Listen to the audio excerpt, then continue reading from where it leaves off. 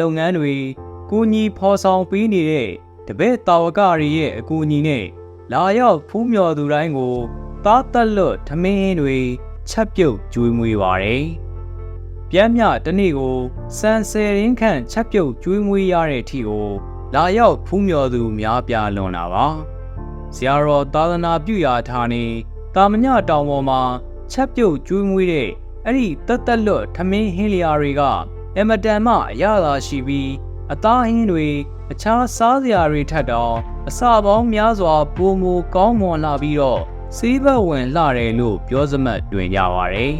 ။ဒီထက်ပိုပြီးထူးဆန်းတာကတော့ဘုရားဖူးဧည့်သည်တွေဘလောက်များ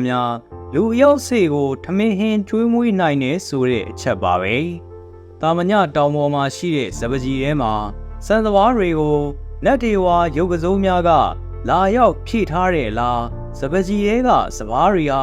ခုခတ်လို့မကုံနိုင်အောင်ပဲဖြစ်ခဲ့ရတယ်လို့တကဘာလုံးကအတိမတ်ပြုရတဲ့အထိတောင်ဆရာတော်ဘုရားကြီးက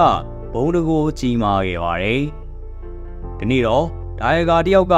ဆရာတော်ဘုရားမနက်ဖြန်ဥပုံနေ့ရန်ကုန်ကဖျားဖူးဧည့်သည်တွေအများကြီးထပ်ရောက်လာတော့မှာပါ။တို့ပေသည်စံကြည်တဲမယ်တော့စံအနေအကျဉ်းသာကြံပါတော့တယ်။လောက်ငှမီမဟုတ်ပါဗျာလို့ရှောက်တင်ပါတယ်။ဆရာတော်ကတော့ဒါဤကာကြီးမစိုးရိမ်ပါနဲ့မနက်ဖြန်မနက်မိုးလင်းရင်စံအလူရှင်ရောက်လာပါလိမ့်မယ်။ချက်ကျွေးဖို့သာပြင်ဆင်ထားကြပါလို့မိန့်ကြားတယ်။အဲဒီညမှာဒါဤကာကြီးက